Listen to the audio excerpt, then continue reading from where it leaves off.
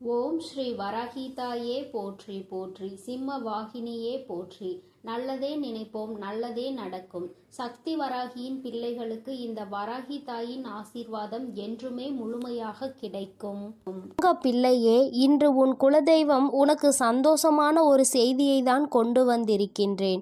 என் தங்கமே, உன்னை முடக்க வேண்டும் என்று பல முயற்சிகளை செய்து இன்று இந்த தாயானவளின் கட்டுக்குள் சிலர் வந்திருக்கின்றார்கள்.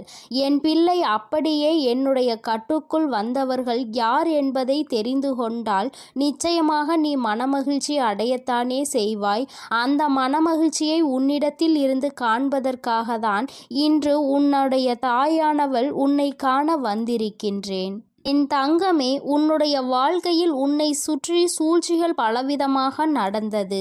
சிலர் உன்னை பார்த்து பொறாமை கொண்டார்கள், சிலர் உன் மீது கண் திஷ்டியினை வைத்தார்கள். ஆனால் ஒரு சிலர் உன்னை முடக்கி அழிக்க வேண்டும் என்று நினைத்தார்கள்.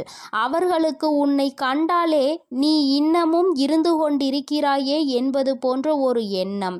இது போன்ற எண்ணங்களை கொண்டு உன்னை சுற்றி சுற்றி வந்ததோடு மட்டுமல்லாமல் நீ சிரித்தால் அவர்களும் நல்லவர்கள் போல சிரிப்பார்கள். நீ என்ன சொன்னாலும் அதை அவர்கள் ஒன்றும் தெரியாதது போல தலையாட்டி கேட்பார்கள். எல்லா விஷயங்களை தெரிந்து வைத்து கொண்டே உன்னிடத்தில் ஒன்றும் தெரியாதது போல நடித்து கொண்டிருந்தார்கள். இது போன்று உன் வாழ்க்கையில் உன்னை அழிக்க சூழ்ச்சிகளை செய்தவர்கள், என் தங்கமே, நீ சில நேரங்களில் உன் வாழ்க்கையில் என்ன நடக்கிறது என்று புரியாமல் தவித்து நின்று கொண்டிருப்பாய். நமக்கு யாரேனும் எதையும் செய்து விட்டார்களா, நம்மை அழிக்க நினைக்கின்றார்களா, நமக்கு செய்வினைகளை செய்து விட்டார்களா என்று எண்ணி நீ பயந்து கொண்டிருக்கிறாய். ஏனென்றால் வாழ்க்கையில் வருகின்ற பிரச்சனைகள் ஒவ்வொன்றும் அப்படி உன்னை புரட்டி எடுத்து ஒன்று போனால் அடுத்தது ஒன்று மீண்டு வர முடியாமல் நீ தவித்து நின்று கொண்டிருக்கின்றாய். பல நேரங்களில் யாரோ உன்னை முடக்கி போட்டது போல அடுத்த அடி கூட எடுத்து வைக்க முடியாமல் நீ தவித்து நின்று கொண்டிருக்கின்றாய் என் தங்கமே. ஆனால் அந்த நேரத்தில் எல்லாம் நீ இந்த தாயானவள் என்னை அழைத்து அதிலிருந்து விடுபட்டு சென்றிருக்கின்றாய். என் பிள்ளையே, இதையெல்லாம் உன் அம்மா நான் பார்த்து கொண்டிருந்தேன் அல்லவா? அப்படியானால் இதற்கு ஒரு முடிவினை நாம் கொடுத்துவிட வேண்டும் என்று நான் எண்ணிவிட்டேன். அதைதான் உன்னுடைய வாழ்க்கையில் நான் செயல்படுத்த தொடங்கினேன். அந்த நேரத்தில் தான் நான் புரிந்து கொண்டேன், இதற்கெல்லாம் காரணம் உனக்கு மிகவும் நெருக்கமானவர்கள், உன்னோடு இருக்கின்றவர்கள், உன்னோடு நல்லபடியாக பேசி கொண்டிருக்கின்றவர்கள் என்று. என் தங்கமே, நான் இந்த விஷயத்தை தெரிந்து கொண்ட நேரத்தில் முதலில் அவர்களை முடக்கி விடலாம் என்று நினைத்த பொழுதுதான் நான் புரிந்து கொண்டேன். அவர்கள் செய்த தவறை நாம் செய்ய வேண்டாம். எல்லோருக்கும் குடும்பம் என்ற ஒன்று இருக்கின்றது. அவர்கள் தனிப்பட்ட மனது என்ன சொல்கின்றதோ அதை செய்கின்றார்களே தவிர மற்றபடி அவர்களை சுற்றி இருப்பவர்கள் எல்லாம் அவர்களுக்கு வேண்டியவர்கள் எல்லாம் நன்றாக இருக்க வேண்டும் என்றுதான் அவர்கள் நினைக்கின்றார்கள் என்று. என் பிள்ளையே, என்னதான் இருந்தாலும் ஒருவரை நாம் பழிவாங்க வேண்டும் என்று நினைத்தாலும் அவர்களை சார்ந்து இருப்பவர்களின் வாழ்க்கையும் இதில் அடங்கி இருக்கிறது என்பதை நாம் நிச்சயமாக யோசிக்க வேண்டும். அவர்கள் நினைப்பது போல நாமும் யார் எக்கேட கெட்டு போனால் நமக்கென்ன என்று இருந்துவிடக் கூடாது அல்லவா? அதனால்தான் உன் தாயானவள் இதை பற்றி சற்று யோசிக்க வேண்டிய சூழ்நிலை வந்துவிட்டது. நான் யோசித்து தான் இந்த முடிவிற்கு வந்திருக்கின்றேன். என் தங்கமே, அவர்கள் செய்த சூழ்ச்சி, அவர்கள் உன்னை முடக்க நினைத்தது, இதற்கெல்லாம் அவர்களுக்கு தனிப்பட்ட முறையில் தண்டனை கிடைக்க வேண்டியது கட்டாயமாக்கப்பட்டிருக்கின்றது. இந்த தண்டனையை அவர்கள் அனுபவிக்க வேண்டி இருப்பதனால் இந்த தாயானவள் அவர்களை முதலில் என்னுடைய கட்டுக்குள் கொண்டு வந்து விட்டேன். அப்படியானால் இப்பொழுது அவர்கள் என்னுடைய கட்டுப்பாட்டிற்குள் வந்து விட்டார்கள். என்னுடைய கட்டுப்பாட்டிற்குள் வந்த பிறகு அவர்களின் மனநிலையில் நிச்சயமாக மாற்றங்கள் வந்துவிடும். அவர்கள் செய்தது எல்லாம் எத்தனை பெரிய தவறு என்பதை அவர்கள் புரிந்து கொள்ள தொடங்கிவிட்டார்கள். இனிமேல் உன் பக்கமே திரும்பி பார்க்க கூடாது என்பதையும் அவர்கள் புரிந்து கொள்ள தொடங்கிவிட்டார்கள். என் தங்கமே, நீ நினைப்பது போல் அல்ல. பல மாற்றங்கள் அவர்களுக்குள் ஏற்பட்டிருக்கிறது. ஆனால் ஒன்று மட்டும் நிஜம், அவர்கள் உன்னுடைய வாழ்க்கையை அழிக்க நினைத்ததை நினைத்து இப்பொழுது சந்தோஷப்படுகின்றார்கள். ஏன் தெரியுமா? அப்படி நினைத்ததால் தானே இன்று இந்த தாயானவளினுடைய கைகளால் நம் வாழ்க்கையில் நமக்கு திருந்துவதற்கான வாய்ப்பு கிடைத்திருக்கிறது என்று அவர்கள் சந்தோஷப்படுகிறார்கள். ஆனாலும் இந்த அம்மா அவர்களுக்கு எல்லாவற்றையும் புரிய வைத்து விட்டேன். இனி ஒருபொழுதும் உன்னுடைய வாழ்க்கையில் அவர்களினுடைய தலையீடு நிச்சயமாக இருக்காது. அவர்கள் செய்த சூழ்ச்சி அவர்களுக்கே திரும்ப சென்றிருக்கும் பொழுது நிச்சயமாக இனி இது போன்ற ஒரு காரியத்தை செய்வதற்கு மனம் யாருக்கும் வந்துவிடாது. இந்த தாயானவளினுடைய அன்பினை பெற்ற குழந்தைகள் அல்லவா நீ உன்னை முடக்க நினைப்பதும் என்னை முடக்க நினைப்பதற்கு சமம் அல்லவா? அப்படி செய்ய வேண்டும் என்று நினைத்துவிட்டு அவர்கள் எப்படி அமைதியாக இருக்க முடியும்? அவர்களுக்கான பிரச்சனைகளை அவர்கள் அனுபவிக்க வேண்டிய கட்டாயம் அல்லவா? என் தங்கமே, இன்று அவர்கள் தான் நினைத்ததை சாதித்து விட்டது போல ஒரு உணர்வினை கொண்டு வந்தார்கள். அந்த உணர்வை அவர்களுக்குள் இருந்து எடுத்து அவர்கள் செய்தது எத்தனை பெரிய தவறு என்பதனை அவர்களுக்கு நான் உணர்த்தி விட்டேன். என்னதான் இந்த தாயானவள் அவர்களுக்கு அறிவுரை வழங்கினாலும் நான் அவர்களுக்கு ஆசிகளை ஒருபொழுதும் வழங்கவில்லை. அவர்களின் வாழ்க்கை அவர்களின் பொறுப்பு. அவர்கள் செய்த பாவத்திற்கு பலனும் அவர்களுக்கு நிச்சயமாக கிடைக்கும். என் பிள்ளையாக அவர்கள் திருந்தி விட்டார்கள் என்றால் இனி வாழ்க்கையில் அவர்களுக்கு நல்லது நடக்கும். மீண்டும் மீண்டும் அதே தவறை தான் செய்வார்கள் என்றால் இந்த வாழ்க்கையே அவர்களை அழித்துவிடும் என்பதில் எந்த ஒரு மாற்று கருத்தும் கிடையாது. வாழ வேண்டும் என்ற எண்ணம் மட்டும் இருந்து விட்டால் போதாது. இந்த வாழ்க்கையை வாழ்வதற்கான தகுதி நம்மிடத்தில் இருக்கின்றதா என்பதையும் புரிந்து கொள்ள வேண்டும். அதையெல்லாம் உனக்கு நிச்சயமாக இருக்கின்றதா என்பதை புரிந்து கொள்ள வேண்டும். என் தங்கமே, இவர்களினுடைய மனதில் இருக்கின்ற எண்ணங்களை எல்லாம் நீ நிச்சயமாக ஒரு பொருட்டாகவே நினைக்காதே. அடுத்தவர்களுக்கு கெடுதல் நினைப்பது, அடுத்தவர்கள் வாழ்க்கையை முடக்க நினைப்பதும் ஒரு தொழிலா? இது போன்ற வேலையை செய்வதற்கு பதிலாக அவர்கள் வாழாமலே இருந்து விடலாம் என்றுதான் உன் அம்மா எனக்கு கோபம் வருகின்றது. என் தங்கமே, இருந்தாலும் இவர்களை சார்ந்தவர்கள் எந்த கஷ்டமும் படக்கூடாது.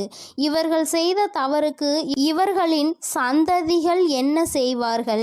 ஆனாலும் இவர்கள் செய்த பாவம் அவர்களை துரத்துவதை யாராலும் நிறுத்த முடியாது. அந்த பாவத்தை நாம் தூக்கி சுமக்க வேண்டாம் என்றுதான் அம்மா சொல்கின்றேன். என் தங்கமே, நீயும் அவர்களுக்கு ஒரு விஷயத்தை செய்யும் பொழுது அது அவர்கள் குடும்பத்தை பாதிக்கிறது என்றால் அந்த பாவம் உன்னை வந்து சேர்ந்துவிடும் அல்லவா? என் தங்கமே, அவர்கள் மிகவும் நல்லவர்களாக இருக்கலாம் அல்லவா? அதனால் என் பிள்ளையே, நீ யாரையும் வஞ்சிக்காதே. யார் மனதையும் நோகடிக்கும்படி நீ பேசிவிடாதே. அவரவர்கள் செய்வதற்கான பலன்களை அவரவர்கள் அனுபவிப்பார்கள். அவரவர்கள் வாழ்க்கையில் என்ன நடக்கின்றதோ அதற்கு அவர்களே பொறுப்பெடுத்துக் கொள்வார்கள். உன் வாழ்க்கையில் உனக்கு அவர்கள் செய்ததற்கான பொறுப்பினை நான் எடுத்துக் கொள்கின்றேன். என் தங்கமே, அவர்களை திருத்தி நல்வழிப்படுத்த வேண்டியது என்னுடைய பொறுப்பு.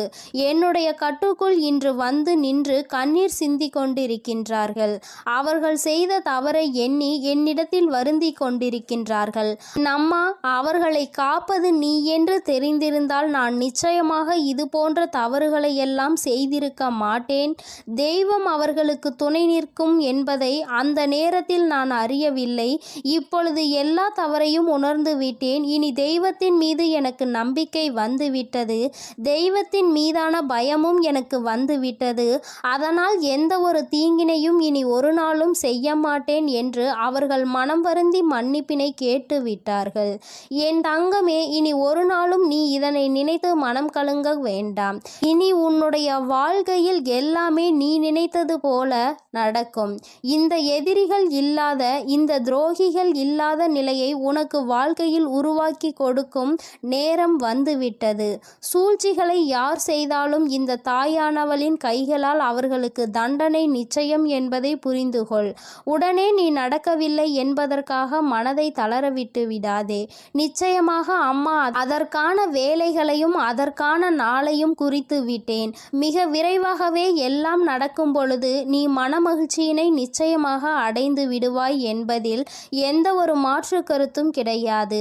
என் தங்கமே, எப்பொழுதும் நீ சந்தோஷமாக இருக்க வேண்டும். சூழ்ச்சிகள் எல்லாம் உன் முன்னால் சுருண்டு போகும் என்பதனை புரிந்து புரிந்து கொள். என் தங்கமே, இந்த தாயானவளினுடைய ஆசீர்வாதங்கள் எப்பொழுதுமே உனக்கு முழுமையாக கிடைக்கும். அதனால் நீ எதற்காகவும் கலங்காதே, எதை நினைத்தும் வருந்தாதே. நீ நல்லதையே நினைத்தால் உன் வாழ்க்கையில் எல்லாம் உனக்கு நல்லதாகவே நடக்கும். என் தாயானவள் எப்போதும் உனக்கு துணையாக உன் இல்லத்திலே இருக்கிறேன். நீ செல்லும் இடத்திலெல்லாம் உனக்கு முன்பாக நான் சென்று கொண்டிருக்கிறேன் என்பதையும் நீ மறந்து விடாதே. என் செல்ல குழந்தையே, இன்று உன்னுடைய தாயானவள் உன்னிடத்தில் ஒரு விஷயத்தை பேசுவதற்காக நீண்ட நேரமாக காத்து கொண்டிருக்கிறேன். என் தங்கமே, உன்னுடைய வாழ்க்கையை அழிக்க நினைத்த துரோகிகளினுடைய நிலைமை இப்பொழுது என்னவாக இருக்கிறது என்பதை தெரிந்து கொள்ள வேண்டிய கட்டாயம் உனக்கு வந்திருக்கிறது. என் தங்கமே, இந்த தாயானவள் அவர்களுக்கு தண்டனை கொடுப்பதற்கு நான் சென்றிருந்தேன். ஆனால் உன்னுடைய குலதெய்வம் அந்த துரோகிகளுக்கு மிகப்பெரிய தண்டனையை கொடுத்து விட்டார்கள். என் தங்கமே, அது என்னவென்று நீ தெரிந்து கொள்ள வேண்டிய கட்டாயம் இப்பொழுது உனக்கு ஏற்பட்டு இருக்கிறது. அதற்கு காரணம் என்ன தெரியுமா? என் பிள்ளை, உன்னுடைய வாழ்க்கையில் தெய்வங்கள் எதுவும் செய்யவில்லை, தெய்வத்தை வணங்குவதில் எந்த பலனும் இல்லை என்று நீ சொல்கிறாய் அல்லவா? நீ அதிலிருந்து தெளிவு பெற வேண்டும் அல்லவா? நீ உன் வாழ்க்கையில் தெய்வத்தை எந்த இடத்தில் வைத்திருக்கிறாய்? தெய்வம் உன்னை எந்த இடத்தில் வைத்து உனக்கு நல்லது செய்து கொண்டிருக்கிறார்கள் என்பதை நீ புரிந்து கொள்ள வேண்டும் என்பதற்காக தான் அம்மா இப்பொழுது உன்னிடத்தில் பேசிக்கொண்டிருக்கிறேன்.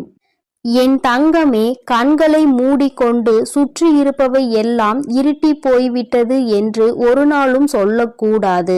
நன்றாக கண்களை திறந்து பார்த்து சுற்றி என்ன நடக்கிறது என்பதை நீ பார்க்க வேண்டும். என் தங்கமே, அப்பொழுதுதான் இந்த வாழ்க்கை உனக்கு என்ன கொடுக்கிறது என்பதை உன்னால் புரிந்து கொள்ள முடியும்.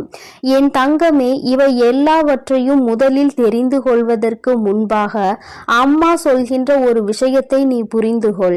என் தங்கமே, ஒருவருக்கு உன்னை போராடி உன்னுடைய நிலைமையை நீ புரிய வைக்க வேண்டும் அல்லது உன்னுடைய சூழ்நிலையை புரிய வைக்க வேண்டும் என்ற நிலை உனக்கு வரும் என்றால், என் தங்கமே, உன்னுடைய மனதோடு சில நொடிகள் போராடி அவர்களை விட்டு நீ மறந்து விலகி செல்வது மிகவும் நல்லது.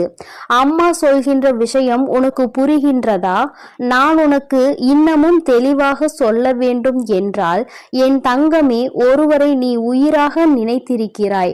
ஆனால் அவர்கள் உன் மீது தேவையில்லாமல் சந்தேகம் கொள்கிறார்கள் என்றால், என் தங்கமே, அதை பல முறை நீ புரிய வைக்க முயற்சி செய்தும் பலனளிக்கவில்லை என்றால், அந்த நேரத்தில் நீ சொல்ல வேண்டிய விஷயம் உண்மையான அன்பு என்றால் நிச்சயமாக நீ சொல்கின்ற விஷயம் புரிந்துவிடும். என் தங்கமே, அப்படி அந்த விஷயம் நீ எத்தனை முறை மன்றாடினாலும் எத்தனை போராட்டங்களை நடத்தினாலும் அவர்களுக்கு அது புரிவது இல்லை. அதனால் அந்த இடத்தில் நீ உன்னை நிரூபிப்பதற்கு பதிலாக உன்னுடைய மனதோடு சில நொடிகள் போராடி, இது போன்ற வாழ்க்கை உனக்கு தேவையில்லை, இதை மறந்துவிடலாம் என்ற தைரியத்தை பெற்று விலகிவிடுவது மிகவும் நல்லது. என் பிள்ளையே, அம்மா சொல்வது இன்று வேண்டுமானால் உனக்கு கஷ்டமாக இருக்கலாம். அது எப்படி என்னுடைய வாழ்க்கையை நான் விட முடியும்? என்னதான் நினைத்தாலும் என்னதான் செய்தாலும் அவர்களை விட்டு ஒருபொழுதும் நான் விலக மாட்டேன் என்று நீ சொல்லலாம். ஆனால் என் தங்கமே, உண்மை என்னவென்று நீ புரிந்து கொள்ள வேண்டும் அல்லவா?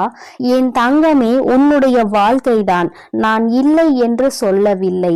என்னாலும் போராடி கொண்டே ஒரு வாழ்க்கையை எப்படி உன்னால் கடந்து செல்ல முடியும்?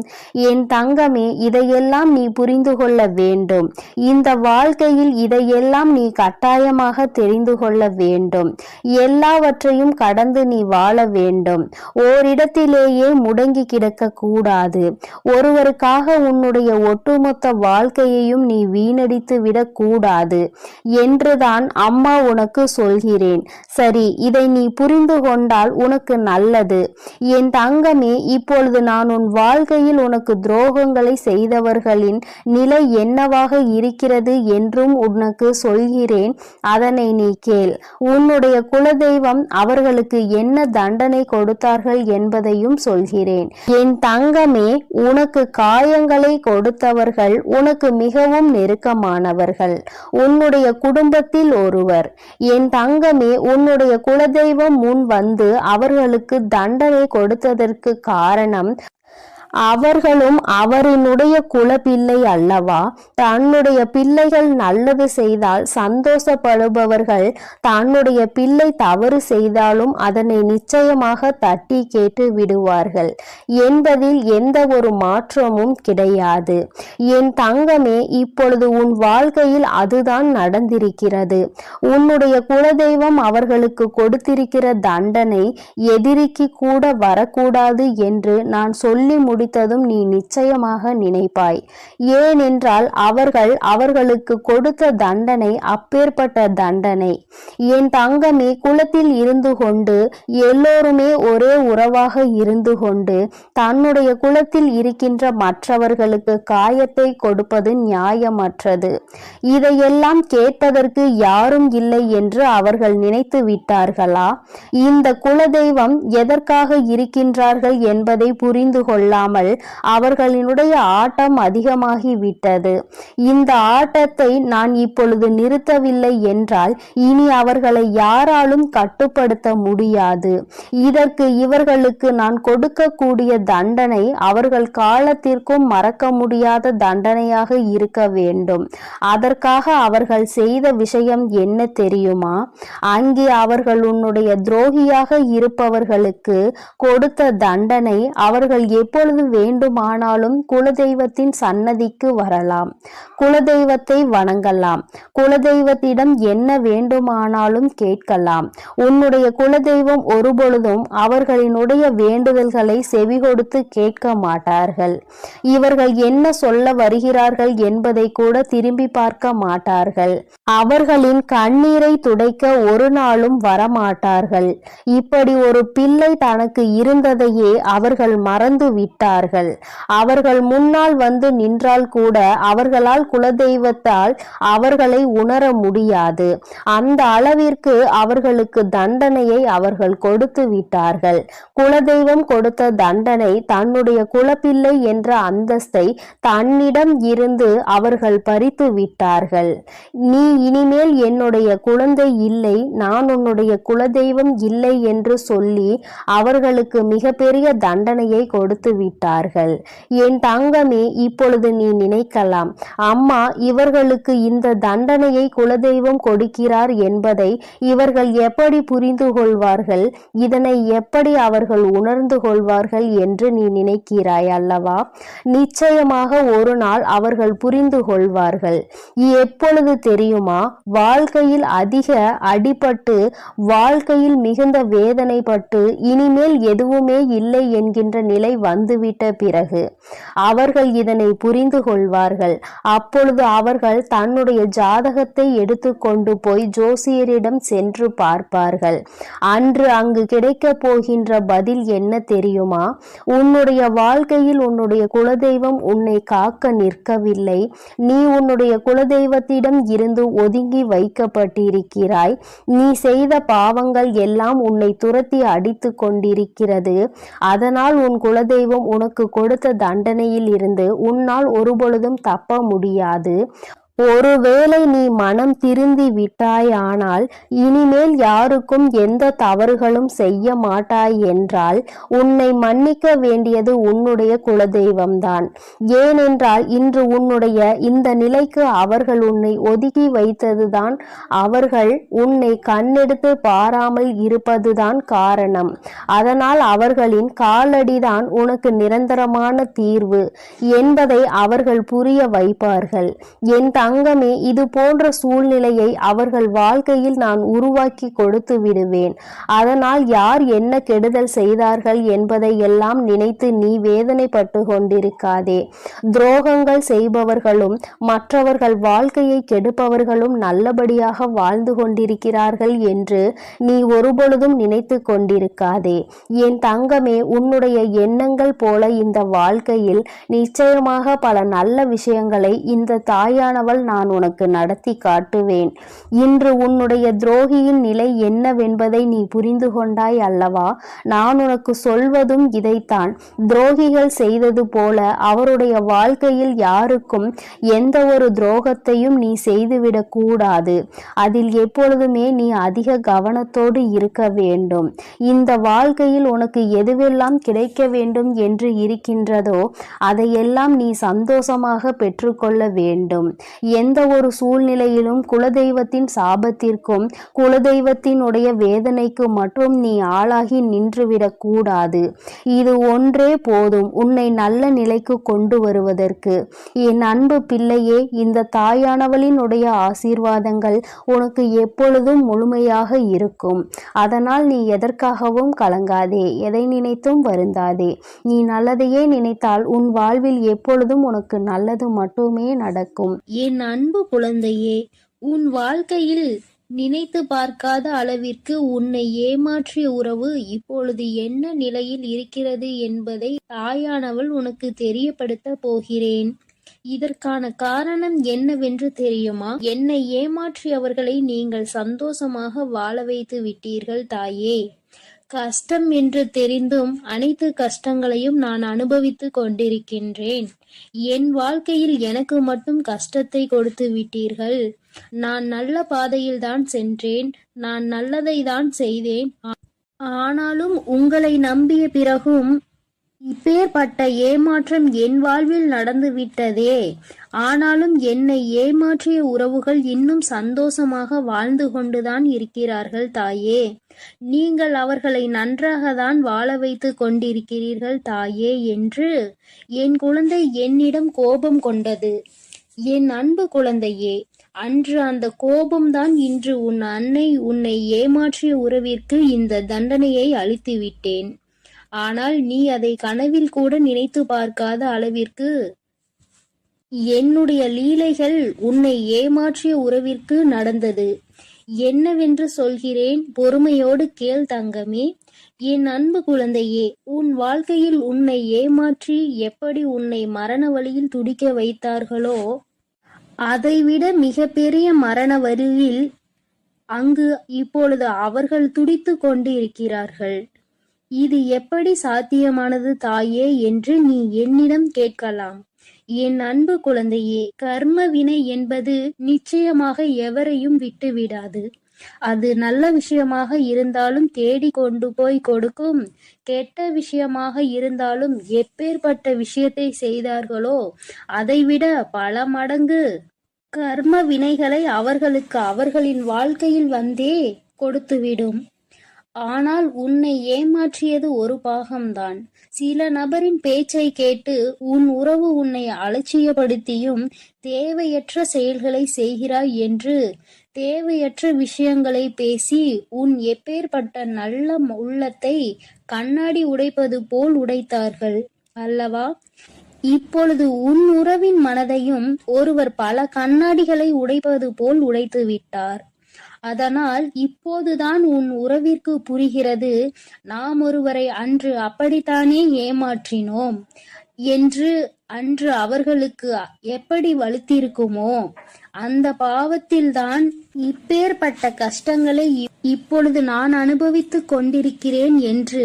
இப்படிப்பட்ட கஷ்டத்தை வாழ்வதை விட நாம் மரணம் மேல் என்று அப்பேற்பட்ட பரிதாப நிலையில் உன் உறவு இப்பொழுது அழுது கொண்டிருக்கிறது உன்னை நினைத்து. ஏனென்றால் உன்னை அப்படியே ஏமாற்றினார்களே. அதைவிட பல மடங்கு தண்டனையை இப்பொழுது அவர்கள் வாழ்வில் அனுபவித்துக் கொண்டிருக்கிறார்கள். இது என் அன்பு குழந்தைக்கு தெரியாமல் என் வாழ்க்கையில் நான் நல்லது நினைத்ததற்கு எனக்கு நீங்கள் தண்டனை கொடுத்து விட்டீர்கள் தாயே. ஆனால் என்னை ஏமாற்றியவர்கள் அங்கு ஆட்டமும் பாட்டமும் கொண்டாட்டமும் குதூகலமும் சந்தோஷமாகவும் இருக்கிறார்களே. நீதிக்கு கிடைத்த பரிசு இதுதானா? என் உண்மைக்கு கிடைத்த பரிசு இதுதானா தாயே? நீங்கள் இருக்கிறீர்களா இல்லையா என்று என் அன்பு குழந்தை என்னிடம் கோபித்துக் கொள்கிறது. என் அன்பு குழந்தையே, உன் தாயானவள் எப்பொழுதும் உன்னோடுதான் இருக்கின்றேன். இத்தனை காலமும் உன்னை பொறுமையாக இரு என்று சொல்லியதன் காரணம், உன்னை ஏமாற்றியவர்களுக்கு கால அவகாசம் கொடுத்திருந்தேன், அவர்களை திருத்திக் கொள்வதற்காக. ஆனால் அவர்களோ தவறை திருத்திக் கொள்ளாமல் திருப்பி தவறு செய்து கொண்டே இருக்கிறார்கள். எவருடைய பேச்சுக்களையும் மதிப்பதில்லை. எதை செய்ய வேண்டும் என்றாலும் யோசிக்காமல் தவறான முடிவுகளை எடுத்து இன்று உன் வாழ்க்கையை தொலைத்து விட்டார்கள். தாம் அனுபவித்த தண்டனைகளுக்கு இப்பொழுது மனம் திருந்தி இருக்கிறார். அந்த மனம் திருந்தும் தருணத்தில் இவர்களிடம் நாம் பேசலாமா, பேசக்கூடாதா? நாம் பேசினார் அவர்கள் நம்மிடம் பேசுவார்களா அல்லது பேச மாட்டார்களா என்று அதிலும் பாதி குழப்பத்தோடும் கண்ணீரோடும் இருக்கிறார். உன்னை ஏமாற்றிய உறவுகள், ஆனால் என் அன்பு குழந்தையே, உன்னை ஏமாற்றிய உறவுகள் இப்பொழுது மனம் திரும்பி வாழ்க்கையில் எது உண்மையான உறவு, எது பொய்யான உறவு என்று சிந்தித்துக் கொண்டிருக்கிறார்கள். ஆனால் அவர் அடுத்து பேசக்கூட நேரிடும். உன்னோடு சேர்ந்து வாழ வேண்டும் என்று சொல்வதற்கு கூட அதிக வாய்ப்புகள் உண்டு.